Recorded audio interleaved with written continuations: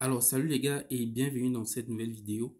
Aujourd'hui, on va parler de Pi Network. Je vais vous montrer un peu ce qui se passe actuellement avec le réseau Pi, avec ce que les gens sont en train de faire actuellement avec Pi.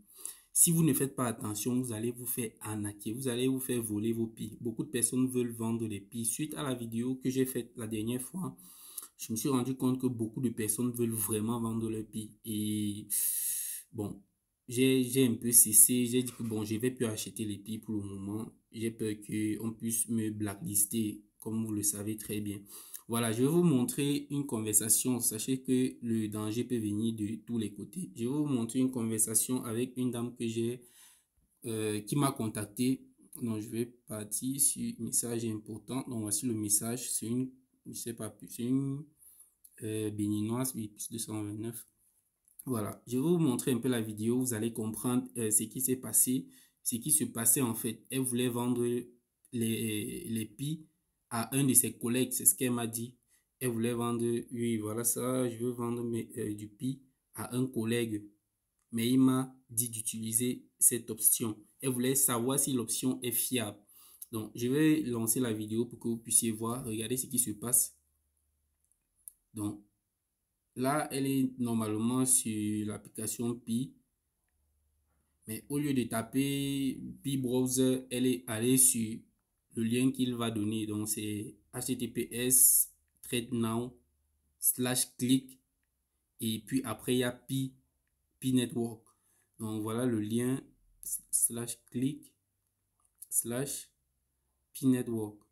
Les gars ont développé le site carrément similaire au site de Pi. Donc, c'est un peu comme Pi Netbook, quelque chose comme ça.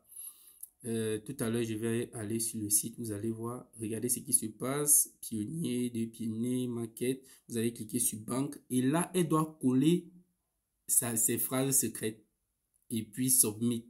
Dès que c'est fait, tu comprends que tu t'es fait arnaquer. Donc, je vais laisser moi copier le lien rapidement, je vois, ok, attendez, je copie le lien, c'est bien ça, ok, non, il manque network.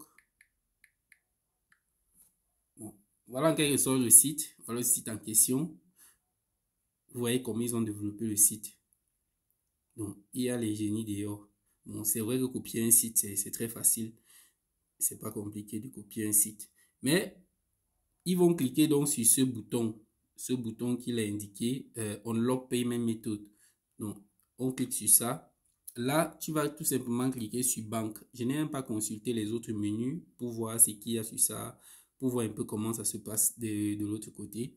Donc, elle a cliqué sur banque ici. Là, tout ce que tu as fait, c'est copier ta phrase secrète de Pi et poser ici.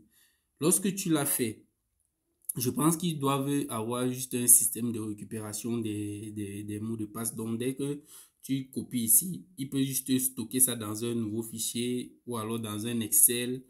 C'est comme la récupération des données normalement. Il stocke ça dans un tableau et puis là, il aura tout simplement tous les passephrases des différentes personnes qui sont entrées sur ce site pour pouvoir faire la transaction avec lui. Donc, tu vois bien que quand tu vas cliquer sur Unlock, comme elle a cliqué sur Unlock passphrase là, rien ne se passe. Ça récupère juste votre mot de passe et ça passe stocké chez lui. Plus tard, il peut aller faire les retraits de votre wallet, sur votre wallet sans souci. Il n'a pas besoin d'un autre code. Donc, avec votre passphrase, gardez ça. N'allez pas sur sur ce type de site. Donc, si vous voulez aller sur un site normal, vous pouvez tout simplement aller sur Play Store, télécharger Pi Browser. Ce n'est que dans Pi Browser que vous allez le faire. Et je pense que je n'ai même pas Pi Browser actuellement. Vu que depuis, je ne mine plus le projet. Donc, vous allez télécharger Pi Browser normalement. Voilà. Si votre application n'est pas à jour, mettez à jour. Si Pi Browser, vous voyez que l'application était un peu similaire à Pi Browser. Directement sur l'interface, il change le lien de son site et puis là, il peut vous arnaquer sans souci, sans problème. Donc, faites très attention lorsque vous voulez procéder à l'échange. Actuellement, l'échange ne peut que se faire en P2P. P2P, c'est-à-dire personne à personne. Donc, vous avez deux parties. Une partie qui envoie, l'autre partie qui reçoit, tout simplement les deux parties. Vous ne pouvez, il n'y a pas d'intermédiaire. Généralement, il y a l'intermédiaire qui est tout simplement l'exchange où vous êtes en train de faire l'échange. Quand vous faites l'échange, par exemple, en P2P sur Binance, Binance se porte garant, par exemple, d'assurer la bonne transaction. Donc, de s'assurer que la transaction se passe dans les conditions normales, qu'il n'y ait pas d'arnaque en tout cas. Voilà. Donc, activer les notifications, on peut dire oui.